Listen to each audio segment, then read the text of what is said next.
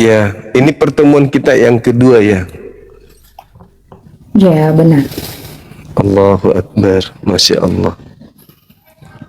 Iya, saya banyak mendapatkan masukan-masukan pendapat dan pandangan baru tentang kekristenan dari Ibu. Terima kasih Ibu ya. Semoga malam ini juga kembali saya mendapatkan banyak informasi-informasi, sajian-sajian baru yang asing di kuping saya yang tidak biasanya saya dengarkan. Malam ini saya mengangkat tema terkait dengan agama saya, agama Islam dan juga agama Kristen, patokannya dari Bible. Nah, kali ini unik. Saya ingin menguji kebenaran agama saya dari Bible. Karena biar bagaimanapun Bible itu lebih dulu ada daripada Al-Quranul Karim. Konon ceritanya gitu. Betul. Iya. Betul sekali. Oke.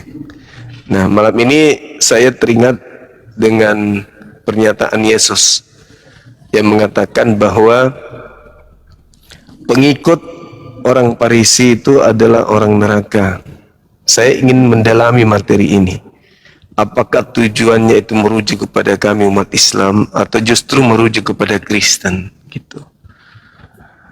Di dalam Matius 23 nomor 15, celakalah engkau wahai ahli Taurat, orang Farisi, orang munafik. Engkau menjelajahi daratan, menyeberangi lautan, mentobatkan orang menjadi pengikut agamamu. Setelah kau jadikan dia pengikut agamamu, kau jadikan dia orang neraka yang 2 kali lebih jahat daripada engkau sendiri. Ini menarik Bu untuk dikaji, bahwa ada orang yang menjadi pengikut orang Farisi. Menurut Ibu ini gimana? Silakan.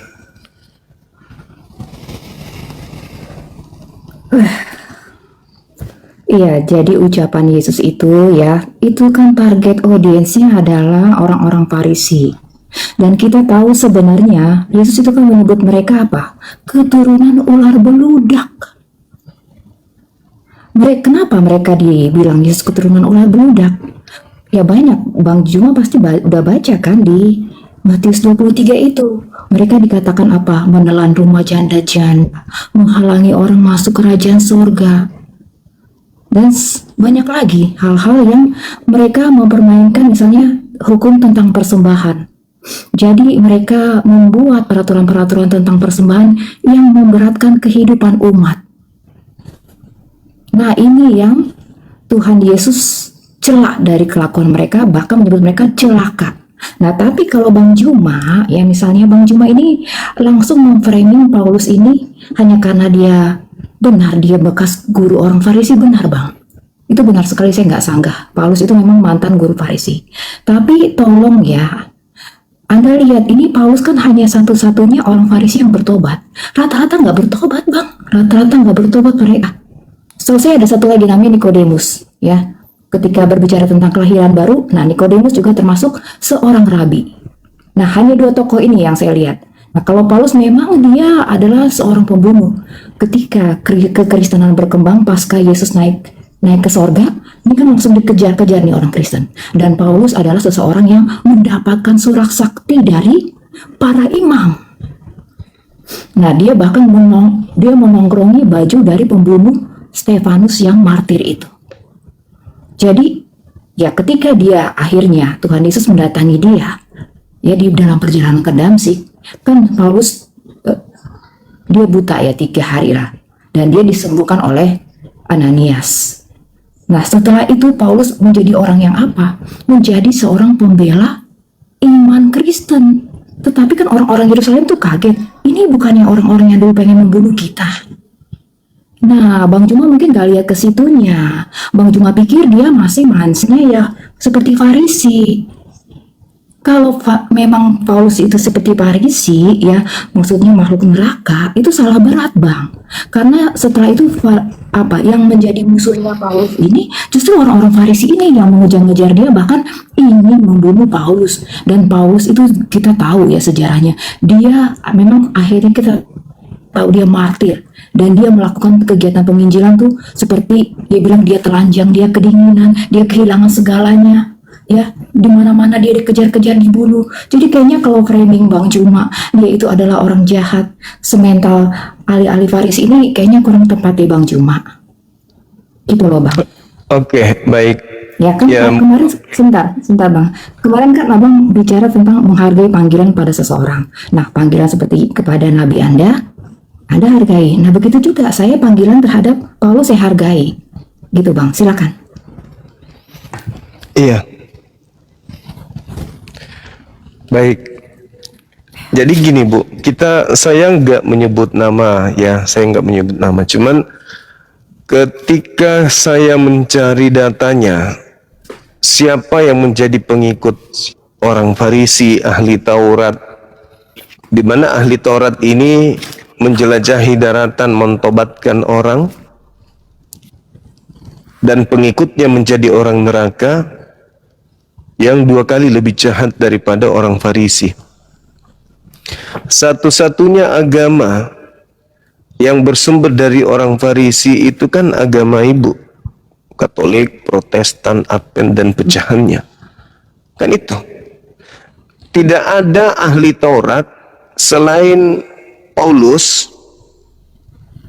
yang membikin agama, mentobatkan orang-orang di luar agama mereka, lalu menjadi pengikut agamanya, dan dikecam oleh Yesus sebagai orang neraka. Dan di data itu kan kita harus jujur mengakui. Di data nomor 36, ending daripada itu semua dia katakan Yesus apa? Dan semua ini akan dipenuhi, akan digenapi oleh angkatan jahat ini. Artinya bahwa saya kebingungan untuk mencari siapa ahli Torah, orang Farisi yang mentobatkan orang-orang Roma Yunani menjadi pengikutnya. Itu siapa? Selain Paulus ini siapa? Mungkin bukan Paulus, tapi siapa? Dan apa nama agama yang dibentuknya? Itu. Sedangkan kalau kita lihat di dalam Roma 16 ya, kalau nggak salah di data nomor 7, Paulus sendiri mengaku dia sebagai orang Kristen. Nah, berarti di luar ahli kitab, di luar orang Farisi, sudah terbentuk sebuah agama baru, namanya Kristen. Selain itu apa? Kalau bukan Paulus dan bukan Kristen yang menjadi orang neraka ini, lalu apa Ibu? Nah itu, saya tidak menuduh, tapi saya sedang mencari. Silakan.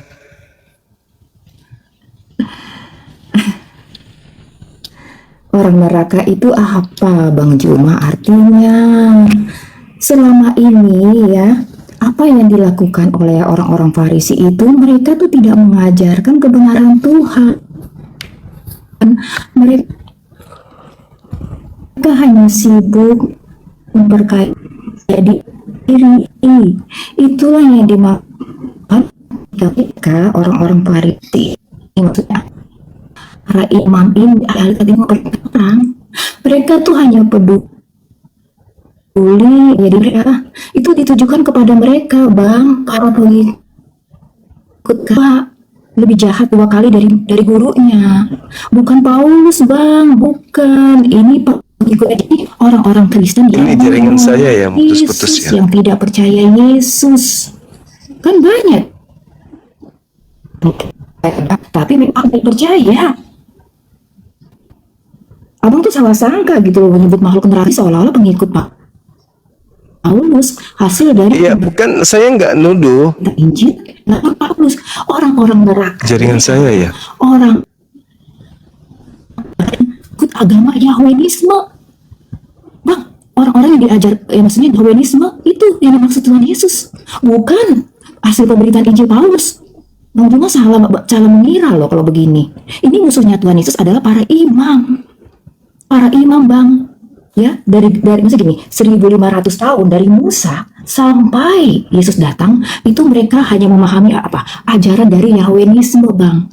Apa ajaran Yahwenisme? Hari Sabat yang menonjol aja ya kasih tahu. Hari Sabat. tentu makanan halal, makanan haram, apalagi bait suci, ya, apalagi korban. Satu hari 2 kali nih. Belum lagi kalau ada hari raya, hari Sabat. Wah, ini korban-korban inilah, Bang, yang membuat Tuhan Yesus tuh nggak senang. Nah, kalau Abang baca di Ibrani 10 ya, dikatakan begini. Ini sebelum Yesus diutus ya oleh Bapa. Korban dan persembahan tidak aku kehendaki. Bahkan ketika dipersembahkan menurut hukum Taurat, korban bakaran dan korban sembelihan tidak aku kehendaki. Itu loh, Bang. Ya, sampai 3 kali loh, Bang. Di Ibrani 10. Mari kita buka sama-sama kalau Abang benar-benar mau tahu kenapa Yesus ini marah sekali dengan golongan Farisi ini. Karena mereka mempermainkan peraturan-peraturan agama itu hanya untuk kepentingan mereka. Saya bisa tunjukin ayatnya, Bang, di Yesaya 34. Ya, bagaimana mereka itu sebenarnya gembala-gembala yang jahat, Bang. Umat-umat itu terlantar, Bang. Mungkin ya udahlah, mati-mati aja. Mungkin kita buka dulu, Bang, Yesaya 34 biar Abang jelas lah. Maksudnya nggak salah menuduh. Bukan Paulus yang menjadikan, maksudnya orang Kristen itu bukan hasil dari penginjilan Paulus yang makhluk neraka yang Anda sebut, tetapi orang-orang Farisi ini, Bang, yang dari zaman Musa, kan dikatakan apa? Mereka telah menduduki kursi Musa. Matius 23 ayat 2. Yesus bilang waspadalah terhadap ragi orang Farisi, dan mereka menduduki kursi Musa. Ya, setelah Musa lengser mereka yang berkuasa. Jadi apa, Bang? Mereka menguasai narasi. Jadi ya saya ini agak melenceng dikit. Itulah kenapa orang tuh ya nama Yahweh itu ada variasinya, ada derivatnya. Ada Yahweh, ada Yahweh, ada Yehova, ada Yah, dan segala macam. Ini salah satu ragi Farisi, Bang. Menyebar nama variasi Yahweh di seluruh Alkitab. Ya, ini yang disebut lagi. Dan Yesus tahu kelakuan mereka ini. Yesus paling mengerti siapa mereka. Ya, ini yang mereka lakukan sejak Musa lengser. Jadi sebenarnya Yesus mau mengekspos siapa mereka, kejahatan mereka itu, Bang. Bukan ke Paulus harinya, Bang. Salah alamat, Bang Juma. Yang musuh Yesus itu adalah orang-orang Farisi ini. Oke, Ibu. Ibu boleh saja mengatakan bukan Paulus. Tapi izinkan saya untuk tahu, selain Paulus, di luar ahli kitab, mereka mendirikan agama apa? Karena setahu saya, satu-satunya agama yang berasal dari ahli kitab di luar Yahudi, dari orang Farisi, tidak lain tidak bukan adalah Kristen, Katolik, Protestan, dan seluruh jajaran sekte-sekte penyembah Yesus. Kalau Ibu mengatakan bukan Paulus, silakan. Karena jelas Paulus ini adalah seorang Kristen. Roma 16 nomor 7. Dia orang Yahudi, tapi dia orang Kristen. Dia orang Farisi, tapi dia orang Kristen. Adakah orang Farisi di luar Paulus yang mendirikan sekte di luar Yahudi? Oke lah bukan Paulus, oke lah bukan Kristen. Lalu siapa? Kalau kita hanya mengatakan banyak begini, kita harus mencatat tuh bahwa Yesus mengatakan semua ini akan digenapi oleh angkatan jahat ini. Angkatan jahat, orang jahat. Sekarang kalau itu bukan Paulus, lalu siapa? Kalau bukan Kristen, lalu siapa? Kalau memang ada, silakan. Dan apa nama agama yang didirikan oleh orang Farisi selain Paulus ini di luar Yahudi? Kalau memang ada. Karena dikatakan engkau menyeberangi lautan, engkau menjelajahi daratan. Siapa yang menyeberangi lautan sampai ke Roma, sampai ke Kiliki dan seterusnya, sampai ke Antioquia? Kita boleh mengatakan bukan Paulus, dan saya juga tidak mengatakan mutlak itu harus Paulus, enggak. Tetapi tolong bantu saya. Kalau bukan Paulus, lalu siapa orang Farisi ahli kitab yang mentobatkan orang di luar Yahudi menjadi pengikut agamanya dan menjadi orang neraka yang 2 kali lebih jahat? Kalau tidak ada selain Paulus, tidak ada agama selain Katolik, Protestan, dan jajarannya, maka tidak ada yang lain. Pasti ya golongan Ibu lah. Mau ke mana lagi? Kecuali Ibu bisa menunjukkan. Silakan. Oke ya, di Wahyu, Bang. Mungkin saya baca dulu ya sebentar. Ya.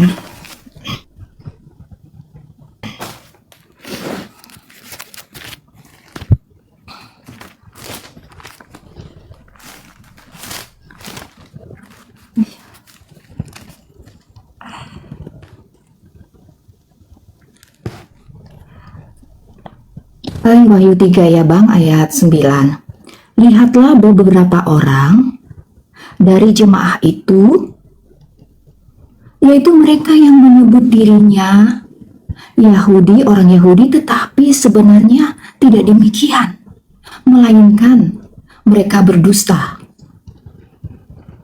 Oke, satu lagi. Ayat Wahyu 2 ayat 9.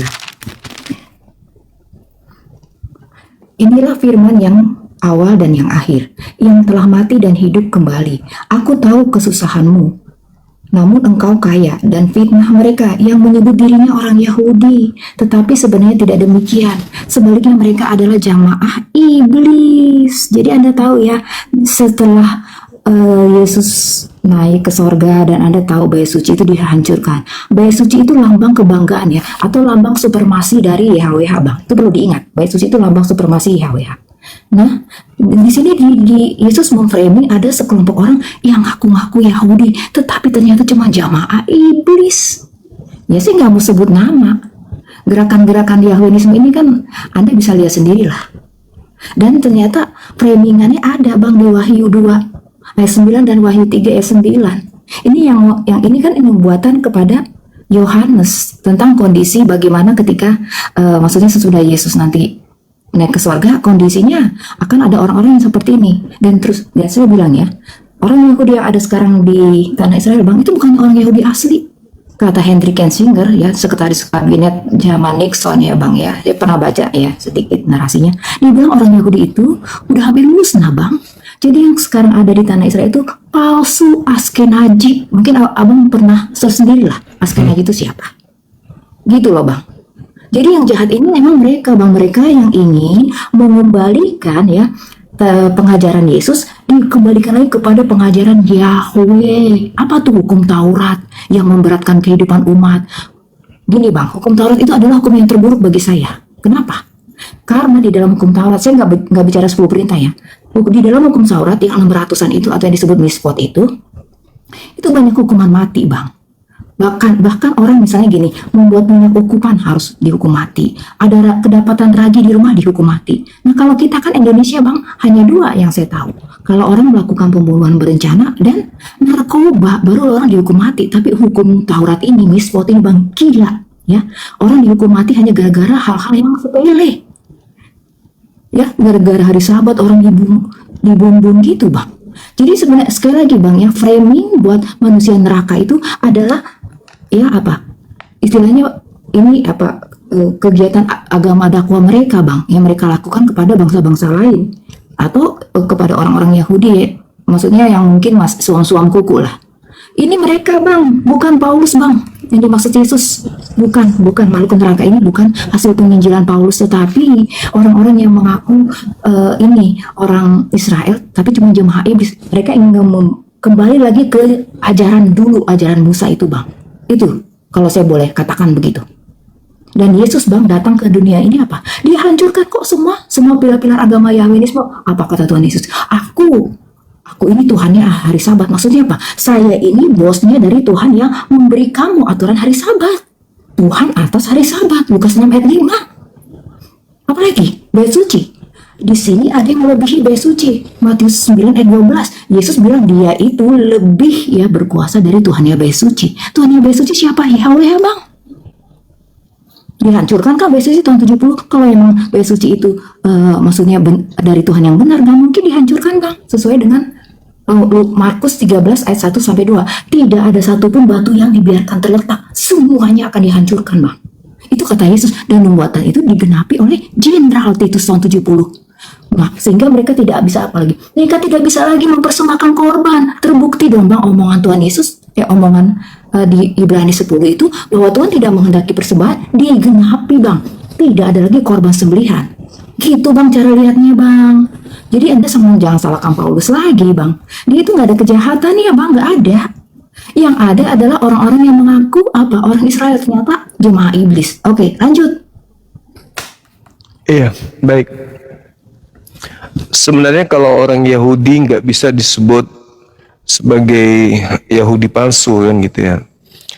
Yang Yahudi palsu itu yang bukan Yahudi tapi mengaku sebagai Yahudi rohani. bukan anak-anak Abraham, tapi dilantik sebagai anak Abraham rohani. Bukan anak Daud, tapi mengaku sebagai anak Daud rohani. Bukan anak Yesus, tapi mengaku anak-anak Yesus rohani. Itulah yang disebut dalam Wahyu 39 itu. Jadi, ya, apa ya bilangnya ya? Sebenarnya ibu sudah menceritakan diri ibu sendiri terkait jemaat iblis ini. Karena jelas orang-orang Kristen ini bukan orang Yahudi. Tapi mereka kalau di hadapan orang Islam mengaku sebagai orang Yahudi. Ada rohaninya tapi gitu. Artinya ya kita karena satu-satunya kandidat di luar Yahudi yang mengaku sebagai Yahudi ya Kristen. Lalu kita melihat bahwasanya ahli kitab, orang Farisi, orang munafik, itu semuanya aktornya adalah Paulus. Kemudian menjelajahi daratan, menyeberangi lautan. Terus pengikutnya nih, yang ditobatkan mereka ini adalah yang menerima darah Yesus, ya Kristen. Siapa lagi coba? Ini ibarat ibu melihat kuman di seberang lautan, lalu kemudian Pak Bom-Bom keluar masuk di lubang mata, ibu nggak lihat. Itu nggak bisa dipungkiri bahwa satu-satunya orang Farisi yang mengaku Kristen di dalam suratnya kepada orang Roma 16 nomor 7, ya Paulus. Paulus ini mengaku orang Kristen. Kristen ini di luar Yahudi. Dan Paulus ini adalah angkatan yang ada pada zaman itu, angkatan jahat yang harus menggenapi apa yang Yesus nubuatkan. Makanya dikatakan celaka, celakalah engkau wahai ahli Taurat, celakalah engkau wahai orang munafik, orang Farisi, engkau menyeberangi lautan, menjelajahi daratan, mentobatkan orang menjadi pengikutmu. Ini orang celaka ini menyeberangi lautan, menjelajahi daratan, mentobatkan orang menjadi pengikutnya. Pengikutnya menjadi orang neraka yang 2 kali lebih jahat daripada orang Farisi itu sendiri. Nah, saya masih menunggu dari ibu, siapa orang Farisi yang mendirikan agama di luar Yahudi? Kalau Paulus kan jelas, dia orang Yahudi, dia ahli Taurat, dia orang Farisi, menurut pengakuannya, mendirikan agama di luar, mentobatkan orang di luar, dan dia mengaku, dalam Galatia 1:15, Galatia 2 nomor 8, aku diutus kepada orang-orang non-Yahudi. Artinya tidak ada kandidat lain yang mendirikan ya agama atau menjadi banyak pengikutnya selain dia. Tidak ada, hanya Paulus yang berlaksa-laksa pengikutnya di bumi ini, mengaku sebagai pengikut orang Farisi, ahli Torah, sampai kitabnya orang Yahudi PL ada di pengikut Paulus ini. Tak ada yang lain, satu-satunya cuman Kristen, entah itu Katolik, Protestan, yang menjadi pengikut orang Farisi ahli Taurat itu cuman itu, nggak ada yang lain. Jadi yang menggenapi ya Kristen. Mohon maaf, itu real terjadi karena ibu sendiri tidak sanggup menunjukkan agama apa di luar Yahudi. Nah, terus kemudian dikatakan siapa namanya orang Farisi ini? Nggak ada yang lain, cuman Paulus doang. Lagian juga di dalam Kejadian 49 nomor 27, di situ dikatakan Benyamin keturunannya nanti berlaku seperti serigala, merampok pada pagi hari, membagikan hasil rampokannya pada sore hari. Filipi 3 nomor 5, Paulus mengaku sebagai keturunan Benyamin. Tergenapi, mengambil Taurat dibagi-bagikan ke Roma Yunani, mengambil ajaran konsep Torah lalu dibatalkan untuk membebaskan orang-orang Roma Yunani, merasa sebagai pengikut Yesus. Itu fakta. Jadi ibu kalau memang tidak bisa menunjukkan selain Paulus, ya mau kayak mana lagi?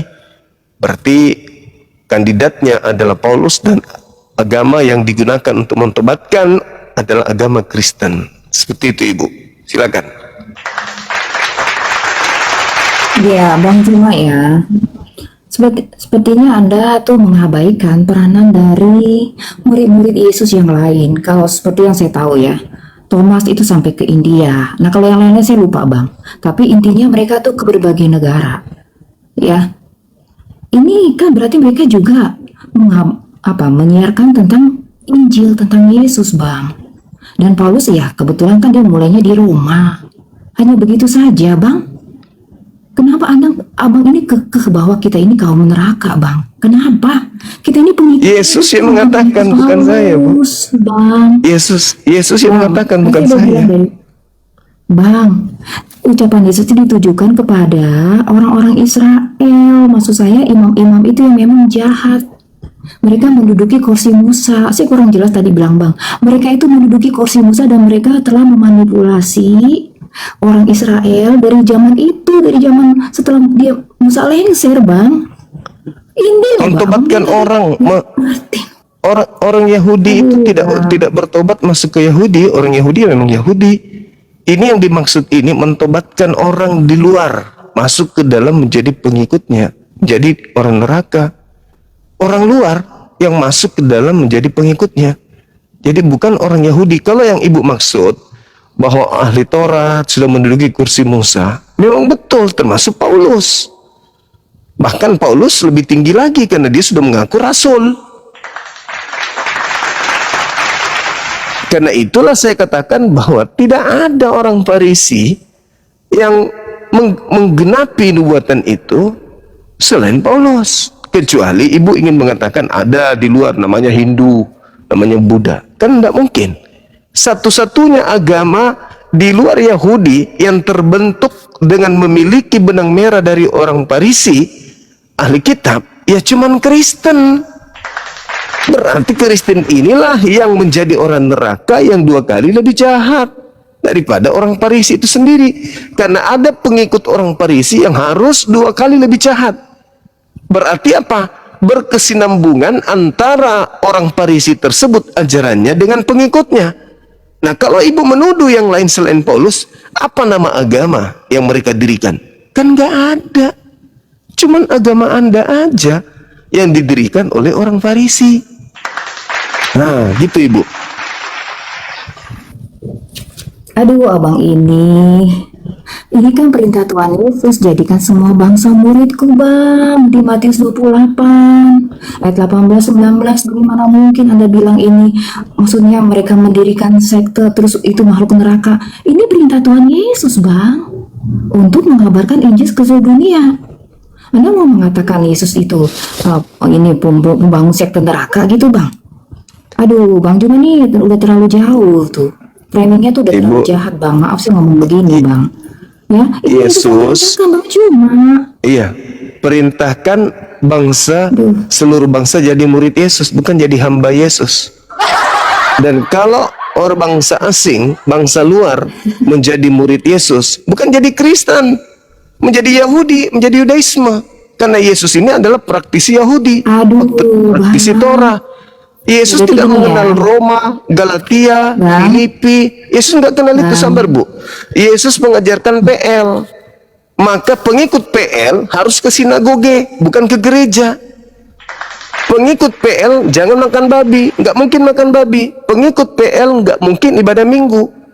Jadi kalau seluruh bangsa menjadi murid Yesus, maka jelas mereka menjadi Yudaism, bukan menjadi Kristen. Nah, ada nggak Yesus? Coba Anda baca nomor 20-nya. Dan ajarlah mereka melakukan segala sesuatu yang telah kuperintahkan kepadamu. Ada nggak Yesus mengajarkan untuk menjadi Kristen, menjadi Katolik, menjadi Protestan? Ada nggak Yesus mengajarkan untuk percaya kepada Paulus? Ada nggak? Kan nggak ada. Ada nggak Yesus mengajarkan ibadah minggu, makan babi, tidak bersunat, menyembah dirinya? Kan nggak ada. Berarti ketika Yesus memerintahkan pergi ke seluruh dunia, jadikan seluruh bangsa menjadi murid, seluruh bangsa harus menjadi Yudaism. Berarti kalau itu dipaksakan, kalau itu adalah benar-benar ucapan Yesus. Nah, sekarang permasalahannya, apa yang ada di Matius 28 itu tidak sesuai dengan apa yang ada di lapangan. Malah menjadi Kristen, malah jadi pemakan babi, malah menjadi penolak Torah, pembatal Taurat. Ya, itu sangat berat kalau ibu ingin berkelit ke sana. yang pada intinya tidak ada sekte di luar Yahudi yang berasal dari orang Yahudi selain agama ibu. Islam nggak mungkin, Hindu nggak mungkin, Buddha nggak mungkin, ateis nggak mungkin. Satu-satunya kandidat adalah Katolik dan adik-adiknya. Itu fakta, itu real. Berarti ya selamat. Kalau masih bertahan di agama orang Farisi, berarti siap-siap jadi orang neraka. Begitu Ibu, silakan. Aduh. Iya. Yang bunuh Yesus itu siapa sih? Berarti ini loh, Bang Juma ini berpikir bahwa Yesus ini bapaknya atau menyembah Yahweh, itu pikiran abang. Kalau Yesus, padahal Yesus bilang ya di Yohanes 8 ayat 4, iblislah menjadi bapakmu. Jadi bapaknya orang Israel ini adalah siapa? Yahweh atau Yahweh yang iblis itu sendiri, Bang. Bagaimana mungkin Anda bilang Yesus untuk mengajarkan Yahwenisme? Omong kosong. Yesus bilang, apa yang masuk ke dalam mulut tidak akan menajiskan engkau. Nggak akan, Bang. Tetapi apa yang keluar, perkataan kita yang keluar ini, itu yang menajiskan kita. Itu ajaran, Yesus itu mengajarkan ajaran yang baru, Bang, bukan ngajarin Yahwenisme. Waduh nih Bang Juma nih, udah salah kaprah nih. Nggak bisa membedakan antara Yesus dan Jadi Yesus berdoa kepada siapa Ibu, menurut Ibu? Yesus berdoa kepada siapa? kepada Bapa. Ya itu. Bapak yang dimaksud di sana di Yohanes 8 itu bukan itu. Tapi yang dimaksud di sana adalah ketika dikatakan iblislah yang menjadi bapakmu. Kenapa ada ungkapan itu keluar? Karena orang-orang itu ingin membunuh Yesus. Jadi siapa yang ingin menyalib Yesus, itu adalah bapaknya iblis. Sekarang apakah Tuhannya Yahudi ingin Yesus dibunuh, disalib? Kan tidak. Yang menginginkan pembunuhan terhadap Yesus itu iblis. Dan yang menerima hadiah dari iblis ya Kristen, lagi-lagi Kristen. Penyaliban yang dilakukan iblis terhadap Yesus itu sebagai hadiah terindah kepada Kristen. Akibat dari mereka menyalibkan Yesus, iblis menyalib Yesus, Kristen bersorak-sorai gembira ria, bertepuk tangan. Mereka merasa dosa-dosa mereka ditebus dengan Yesus dibunuh iblis di atas salib. Seakan-akan iblis itu berkata kepada Kristen anak-anaknya, wahai anak-anakku, tenang, tenang, silakan lakukan seluruh dosa, tenang. Aku akan memberikan kalian tumbal bernama Yesus, dosamu akan ditebus sama dia. Dipaksalah Yesus itu mati. Matilah Yesus, bergembiralah anak-anak setan. Tepuk tangan anak-anak setan ini. Mereka merasa sudah dibebaskan dari aturan Tuhan dengan matinya Yesus sebagai tumbal. Itulah anak-anak setan. Makanya iblislah yang menjadi bapakmu dan kamu mau melakukan keinginan bapakmu. Orang Kristen mau nggak Yesus itu mati? Mau. Berarti Kristen-Kristen ini adalah anak-anak setan yang menjelma menjadi manusia. Atau memang manusia yang sudah kerasukan terpengaruh oleh setan. Kenapa saya mengatakan demikian? Karena yang ingin Yesus mati hanyalah setan. Satunya agama di luar daripada Yahudi, ahli Torah, orang Farisi, yang menerima ajaran Yesus mati nebus dosa hanya Kristen, lagi-lagi pengikut Paulus. Galatia 2, Paulus sendiri mengatakan bahwasanya tanpa kematian Yesus sia-sialah kemudian iman mereka, iman orang Kristen. Tanpa kebangkitan Yesus sia-sialah iman Kristen, dan Kristen masih tetap hidup dalam dosa. Berarti untuk bangkit Yesus harus mati. Makanya Roma 14 nomor 9, untuk itulah Yesus mati, agar ia dibangkitkan untuk menjadi Tuhan. Bagi siapa? Bagi Kristen. Jadi iblisnya ketika dikatakan Yohanes 8 itu ingin Yesus mati. Siapa yang ingin diberi hadiah dengan kematian Yesus ini oleh iblis? Untuk iblis nggak mungkin. Kalau iblis ingin membunuh Yesus, untuk iblis buat apa? Iblis sudah dirancang untuk neraka. Mau Yesus mati 1000 kali, tetap aja dia masuk ke neraka. Tetapi apa tujuan iblis membunuh Yesus, menyalib Yesus? Tujuannya adalah untuk menjerat anak-anaknya, agar anak-anaknya percaya bahwa dengan perilaku hasil upaya kerja keras iblis membunuh Yesus itu bermanfaat bagi anak-anaknya, yaitu mereka diselamatkan dari dosa-dosa mereka itu sendiri. Sedangkan orang Yahudi, mereka menebus dosa dengan kurbankan hewan, dengan bertobat, bukan dengan membunuh Tuhan mereka, bukan dengan menyalib Tuhan mereka. Hanya orang Farisi yang mengajarkan kepada pengikutnya hal-hal seperti ini.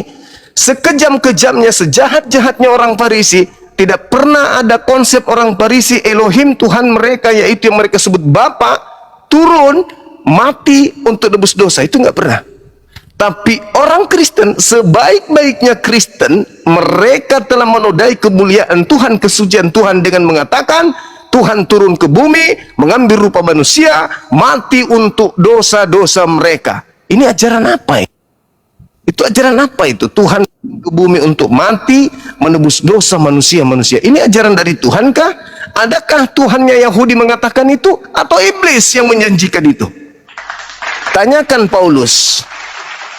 Tanya Paulus, Paulus, dari mana ilmu Anda mengatakan Kristus mati dengan jalan kutuk untuk menebus Kristen dari kutuk Torah? Tanya Paulus, itu ilmu dari mana Paulus?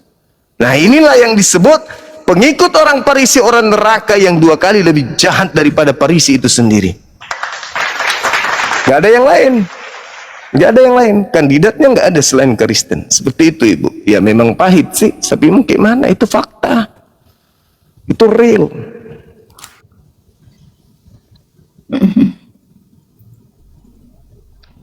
Ada lagi, Bu? Kalau nggak ada, kita cukupkan. Ya, silakan. Inilah Bang Juma ini ya. Ajaran Yesus itu sebenarnya apa sih Bang? Semua manusia itu telah berdosa dan telah kehilangan kemuliaan Tuhan. Kematian Itu Yesus Paulus. untuk semua orang Bang. Itu ajaran Paulus, si Farisi. Nggak ada Yesus mengatakan itu. Di Zakaria Bang, di Zakaria 9 ayat 11 dikatakan bahwa Yesus punya perjanjian darah dengan iblis. Kenapa? Jadi Yesus itu memang mati memberikan darahnya buat iblis Bang. Kok jadinya kayak gitu, Ibu, ini memahami kitabnya orang? Iblis, Bang. Coba bacakan dalilnya, Ibu. Ini pemahaman orang-orang Farisi yang ditanamkan ke Ibu ini. Coba, nggak ada dalilnya Bang, kayak begitu, Ibu. Sebentar. Iya, Bang, silakan. sebentar ya. Kalau Abang tadi berkata benar dalam hal apa? Kalau dalam konsep agama Yahwenisme, mereka sebenarnya nggak mengenal yang namanya utusan, Bang. Yahweh itu satu-satunya dan dia tidak pernah mengutus siapapun. Itu konsep Yahwenisme. Tetapi ya, kalau Tuhan itu sudah menyatakan apa? Bahwa dia akan datang sebagai manusia. Kejadian 3 ayat 15 loh Bang. Bahwa apa? Dia akan lahir dari keturunan perempuan Bang. Dari awal di sana ini udah dikasih tahu Bang. Aduh, ini gimana sih Bang? Ini belum ada bangsa Israel loh. Kejadian Jadi 3 kok ini jadinya proyek- Tuhan lahir di sana? Mana ada, Ibu? Dan kenapa perlu? itu kan rancangan keselamatan buat Ya, Tuhan itu asumsi. untuk umat manusia. Itu asumsi Farisi yang Ibu pakai. Nggak ada Bang, kayak itu gitu. gimana sih Nggak. Bang? Coba Itu kan tunjukkan Bang, saya. teriak sebentar dong. Aduh, saya dari tadi belum ngomong Bang Juma mulu nih. Aduh. Enggak, masalahnya salah mulu Ibu ngomong. Bang, kejadian 3 ayat 15 itu Bang, memang kan baru terrealisir sekitar 4.000 tahun. Tapi kan benar dia, Yesus itu akan lahir sebagai keturunan perempuan. Benar Bang, perkataannya digenapi, walaupun memang makan waktu. Yesus menyatakan dirinya di zaman akhir, sesuai dengan Ibrani 9 ayat 26. Dia menyatakan dirinya di zaman akhir untuk apa? Untuk menebus kita dari dosa. Bang, bukan menebus dosa Bang. Kalau menebus dosa, dosanya yang ke surga, kita yang ke neraka. Tapi kalau menebus kita dari dosa, jangan salah. Dosa itu apa Bang? Dosa itu adalah iblis itu sendiri. 1 Yohanes 3 ayat 8. Karena iblis berbuat dosa dari mulanya. Gitu loh Bang. Jadi dosa itu tidak hanya pelanggaran firman perintah Tuhan. Dosa itu artinya iblis itu sendiri Bang. Cuma 1 Yohanes 3 ayat 8. Inilah ajaran Bang, Farisi itu. sebentar, Bang. Ajaran Farisi Bang, itulah ini loh. yang Ibu lakukan sekarang ini. Sebentar Bang. Bang, gini. Memang kalau di dalam kekristenan ya Bang, misteri iblis itu di Wahyu disebut tentang seluk-beluk iblis. Wahyu 22 ayat 24. Jadi memang kalau di perjanjian lama ya Bang, kan Tuhan bilang aku akan mengadakan permusuhan. Maksudnya permusuhan antara siapa? Tuhan dan iblis Bang. Ini peperangan sengit loh antara dua orang ini. Dan kalau menurut kitab yang saya baca Bang, Salah Ibu. Bang, Salah itu. 28 itu pemberontakan iblis itu dicatat dengan jelas Bang, pemberontakan iblis. Jadi Bukan permusuhan antara Tuhan. tidak menampilkan seperti itu Bang. Ya, bukan, jadi gini bukan. Bang, Alkitab ini yang paling lengkap menampilkan sebenarnya apa sih yang terjadi antara Tuhan dan iblis. Hanya kitab Alkitab ini Bang yang menampilkannya. Kalau yang lain kan nggak terlalu, tapi di kitab ini bisa jelas Bang. Abang baca dulu Yeskiel 28 biar mengerti pemberontakan iblis itu seperti apa. Kan saya ngerti kalau versi agama abang kan seperti yang kemarin abang ceritakan. Oh, Tuhan menciptakan jin, malaikat, terus ada masalah ketika Tuhan menciptakan manusia, ada yang cemburu gitu loh Bang. Tapi kalau di kitab yang saya baca nggak begitu Bang. Si iblis ini cemburunya kepada siapa? Cemburunya kepada sang putra, anak dari Bapa Sorgawi itu. Mereka dulunya apa Bang? Ini si iblis ini sebenarnya dulunya jabatannya adalah imam besar agung waktu di sorga Bang. Dan dia sebenarnya maksudnya mirip sahabat ya, sahabat dengan putra Bapa Surgawi ini. Dia cemburu Bang, dia pengen apa? Dia pengen seperti Tuhan, maksudnya dia pengen ke tempat Bapak, di mana Bapak itu berdiam dalam terang yang tidak terhampiri. 1 Timotius 6 ayat 16. Nah di sini Bang, disinilah masalahnya ketika Lucifer ingin menjadi Tuhan, padahal dia ciptaan, tapi dia ingin menjadi Tuhan. Disinilah misteri kejahatan itu bermula. Ketika ya seseorang atau malaikat ingin melakukan kehendaknya sendiri, alih-alih taat kepada Tuhan, dia ingin melakukan kehendaknya sendiri dan meninggalkan Tuhan. Itulah sebenarnya cikal bakal kejahatan Bang. Misteri kejahatan bermula dari situ. Selfish ya, penyembahan kepada diri sendiri, self worship, itulah akar dari kejahatan kalau Bang Juma ngerti maksud saya. Iya, Ibu boleh berkata bebas gitu, berkata apapun tuduhan-tuduhan Ibu. Tapi itu hasil dari ajaran Parisi semua yang Ibu sampaikan ini. Oke, gini Masa kan Bang. Ibu Kan kemarin mengatakan banyak Tuhan bermusuhan dengan setan? ya, di Yeskiel Tuhan 28 merekamnya begitu, Yesaya 14 merekamnya begitu Bang. Ada peperangan di sorga, Wahyu 12 juga begitu. Bahkan itu dikatakan malaikat, laba merah padang itu berantem Bang berperang dengan Mikael, malaikat Tuhan. Mikael, Ayat ini bukan ayat dengan tertulis Tuhan. loh. Bukan dengan Bang, maksud Tuhan. saya peperangan Masakan antara setan? Mikael. Itu baru betul. Tidak mungkin Tuhan punya musuh selevel dengan dia dong berarti. Aduh Bang, Tuhan yang gini, paling Bang. tinggi. Sebentar Bang, ya gini. Kan Abang kalau lihat film-film kerajaan, ada pemberontak. Biasanya pemberontak itu siapa sih Bang? Kalau nggak panglima, patih, orang-orang yang memang juga punya jabatan yang besar. Kan dunia memperlihatkan kita kepada itu. Jadi ada subversi. Subversi pertama itu apa? Kudeta pertama itu terjadinya di sorga Bang. Dan cerita ini ditulis di Alkitab. Kalau di kitab-kitab lain nggak terlalu jelas hal itu. Saya lihat kalau kitab-kitab agama lain hanya di Alkitab Bang yang menyampaikan bahwa musuh Tuhan itu benar-benar, maksudnya seperti ya kenyataan dunia politik yang kita lihat, ada kudeta. Itu loh Bang, kudeta pertama tuh iblis yang melakukannya terhadap Raja Sorga. Ini misteri iblis ini yang sebenarnya saya mau ya, itu loh Bang Juma. Jadi kalau Anda nggak mengerti konteks antara Tuhan dan iblis ini, kan Tuhan bilang aku akan mengadakan permusuhan antara Tuhan dan iblis ini digelar dari Kejadian sampai Wahyu. Bukan Tuhan bermusuhan dengan iblis. Permusuhan Aku antara akan sang mengadakan putra. permusuhan antara keturunannya wanita dengan keturunan iblis. Masa Tuhan yang ikut turut bermusuhan dengan iblis? Masa Tuhan selevel dengan iblis? Gimana ceritanya Ibu ini? Tuhan membuat permusuhan antara manusia dengan iblis, bukan antara Tuhan dengan iblis. Kalau Tuhan bermusuhan dengan iblis, Tuhan tinggal mengatakan mati semua kau iblis, mati semua. Masa Tuhan bermusuhan dengan ciptaannya sendiri? Enggak dong. Abang Juma benar sekali, benar Bang. Nah, kalau benar kenapa Ibu tuduh Tuhan? Terus Kenapa Ibu tuduh Tuhan bermusuhan? Sebentar. Nih Bang, kalau Tuhan memang menghendaki iblis itu langsung dimusnahkan, ya iblis nggak ada kekuatan apa-apa Bang melawan Tuhan. Langsung jadi apa, kornet kali ya? Atau jadi Kenapa iblis tidak pernah iblis melawan Tuhan Ibu? Membangkang perintahnya iya. Begitu, Abang. Membangkang perintahnya iya. Iblis sibuk sendiri ingin menyamai Tuhan iya. Tapi tidak pernah Tuhan Ya itu itu kan merasa sikap abang. selevel dengan Sikap saya nggak musuh. bilang begitu abang. Abang Juma, Lah, di mana, saya di nggak mana, bilang begitu.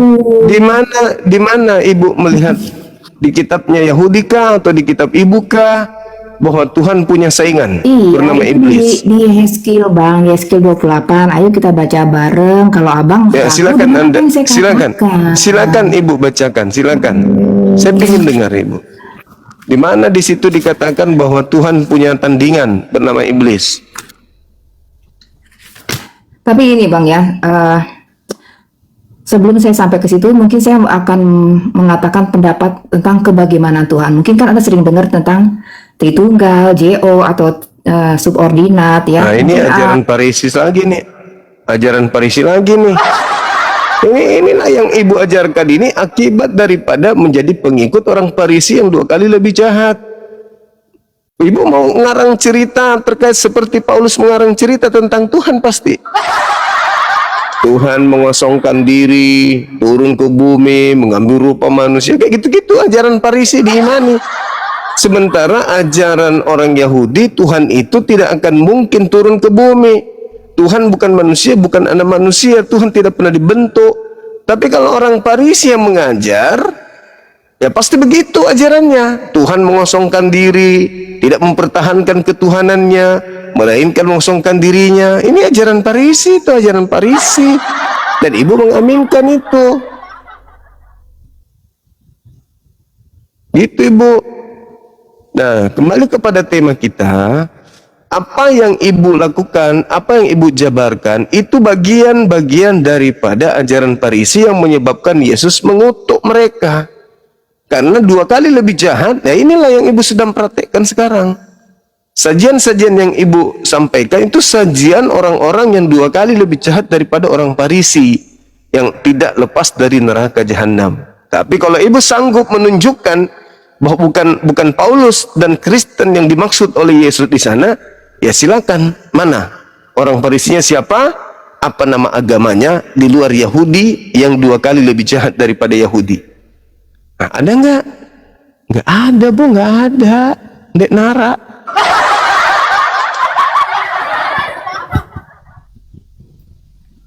Ibu masih kelihatan di sana kah, teman-teman? Masih ada kah, Ibu? Halo? Ibu masih ada, Ibu? Halo?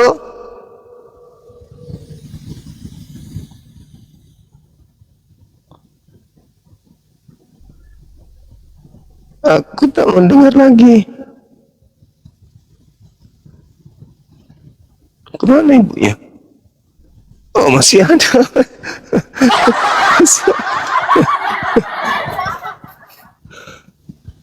Masih ada.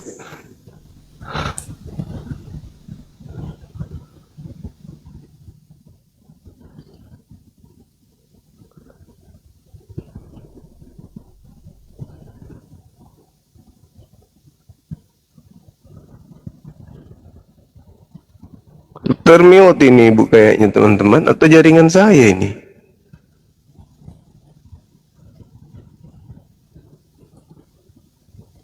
Masih ada. Termute tapi ya.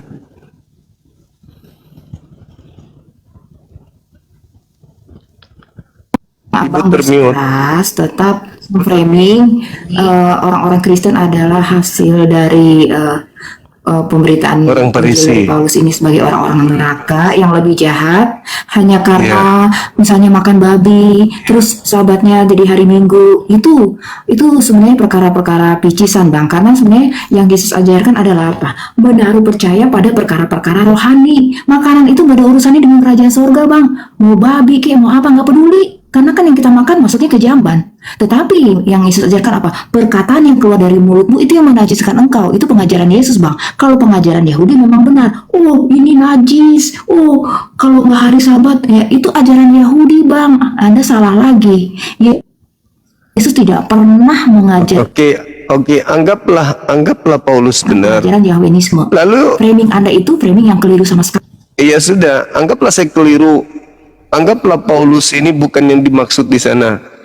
Lalu siapa? Apa agama yang 2 kali lebih jahat daripada orang Farisi yang ada kesinambungannya dengan orang Farisi? Orang Farisi mana yang mendirikan agama selain Kristen? Orang Farisi mana selain Paulus yang mendirikan agama selain Kristen? Ada enggak?